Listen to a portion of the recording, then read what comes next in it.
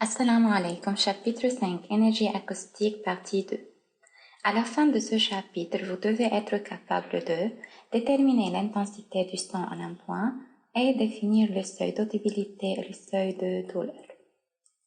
Rappelons que dans la première partie, on a vu que le son transporte de l'énergie dite énergie sonore ou énergie acoustique. La puissance acoustique P d'un émetteur et l'énergie qu'il fournit au milieu environnant par unité de temps P est égale E sur T. Dans le cas d'une onde sonore sinusoïdale, la puissance est proportionnelle au carré de l'amplitude, P est égal à A au carré. Intensité acoustique. En s'éloignant d'une source sonore, le son est perçu plus faible. Comment la physique traite ce phénomène? D'abord, considérons une source sonore ponctuelle O, qui émet le son dans toutes les directions avec une puissance P. N'oublions que la puissance et l'énergie émise par la source O pendant une unité de temps. Encore, n'oublions que l'unité de temps dans le système international est la seconde. Dans notre étude, on considère que le son se propage avec la même vitesse dans toutes les directions, alors les fronts d'onde formés prennent nécessairement la forme sphérique.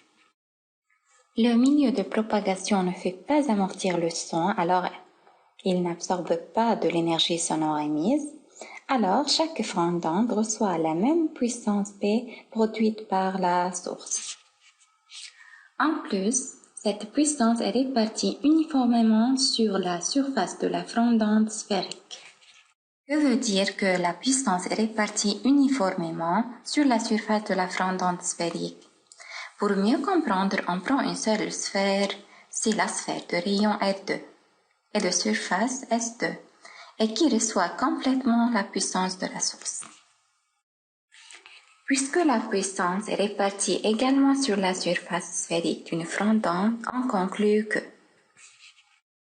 si un récepteur sonore occupe la moitié de la sphère, il recevra la moitié de la puissance P. Si un autre récepteur occupe le quart de la sphère, il recevra le quart de la puissance P. On déduit que le rapport de la surface réceptrice à la surface totale est égal au rapport de la puissance reçue à la puissance totale. Cette égalité des rapports traduit certainement la règle de droit S2 reçoit P, donc SR reçoit PR. On sait que la surface d'une sphère de rayon R et A est égale 4πr2, alors on aura PR est égal SR multiplié par P sur 4π. R2 au carré. L'expérience montre que les deux microphones identiques A et B reçoivent la même intensité sonore. Mais pourquoi? En fait, A et B reçoivent la même intensité du son car ils sont à égale distance de la source, mais le son reçu par C est plus fort que le son reçu par D car C est plus proche de la source. Notons qu'un microphone comme l'oreille humaine possède une surface réceptrice S. Pour traiter ce phénomène, les physiciens ont besoin de définir une nouvelle grandeur physique et ils l'appellent intensité acoustique ou intensité sonore. I est égal puissance reçue sur la surface réceptrice. Par définition, l'intensité acoustique en un point est la puissance acoustique reçue par unité de surface placée en un point perpendiculairement à la direction de propagation de l'onde sonore. Remarquez maintenant les deux microphones A et B. Les microphones A et B ont la même surface réceptrice et se trouvent sur la même sphère S2, donc ils reçoivent la même portion de la puissance P. PA est égal à PB. Cela donc que IA est égal PA sur S est égal PB sur S est égal à IB. Ce résultat est en accord avec l'expérience. Donc, jusqu'à maintenant, cette grandeur est valable. On va examiner cette grandeur sur les deux autres microphones. Les microphones C et D ont toujours la même surface réceptrice, mais D est plus loin de la source. En plus, la puissance P est répartie sur S3 qui est plus grande que S2. Alors, la partie reçue par la surface réceptrice de D est plus faible que celle reçue par la surface réceptrice de C. Donc, PC est plus grand que PD, IC qui est égal à PC sur S plus grand que PD sur S qui est égal à ID. Encore, ce résultat est en accord avec l'expérience et cette grandeur réussit une autre fois à expliquer le phénomène. Dans le système international, PR est exprimé en watts, S en mètres carrés et I en watts par mètre carré. Une source sonore ponctuelle émet une onde sonore de puissance P. Remarquez la figure, plus on s'éloigne de la source, plus la puissance sonore émise est répartie sur une grande surface, alors l'intensité sonore perçue est plus faible lorsqu'on s'éloigne de la source. Par exemple, on peut voir que la surface de réception A est divisée par 4 lorsque la distance à la source sonore est doublée. De R, on remarque encore que l'intensité sonore perçue est divisée par 4. N'oublions pas que ici on suppose que l'air n'absorbe quasiment pas le son.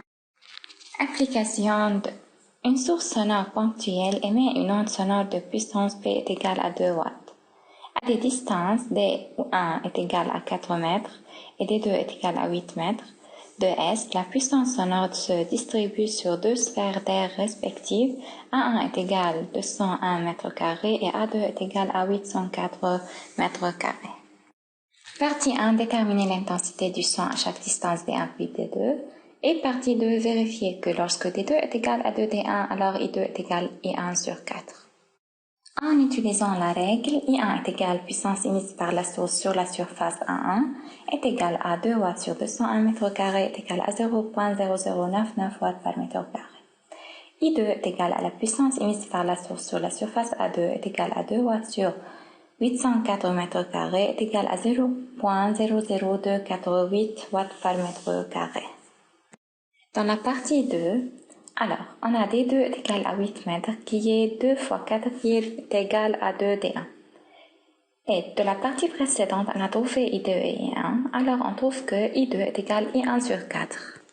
Ici, on remarque que lorsque la distance est doublée, l'intensité sera divisée sur 4. Une source sonore ponctuelle émet une onde sonore de puissance 2 watts. Un microphone de surface S de microphone est égal à 20 cm² et placé à une distance R est égal à 20 mètres de la source. On va déterminer la puissance reçue par le microphone et on va déterminer l'intensité sonore reçue par le microphone.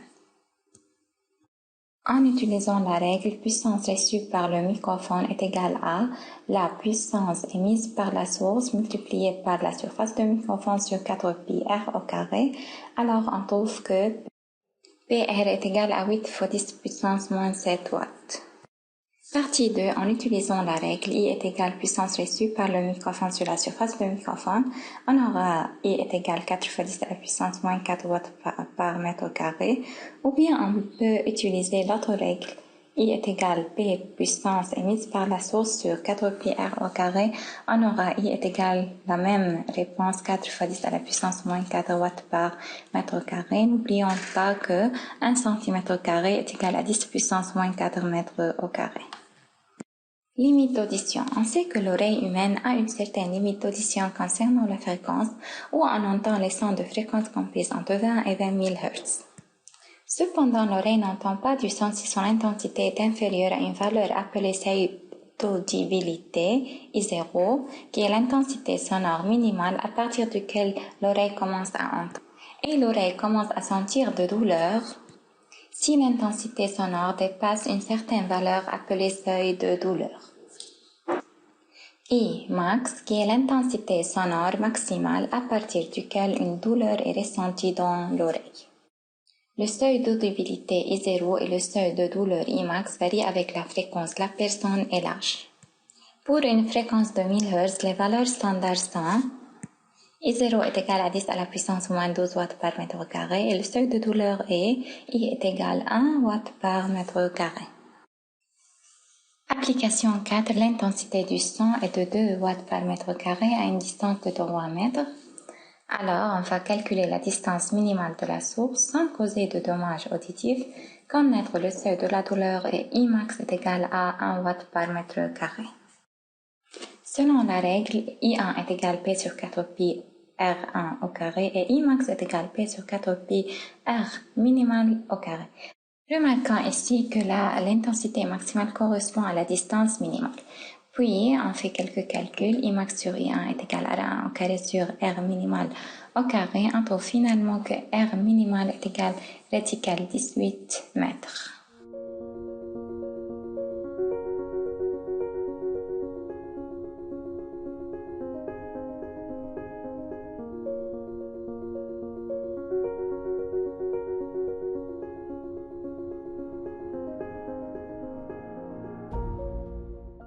C'est la fin de la partie 2. Merci et au revoir.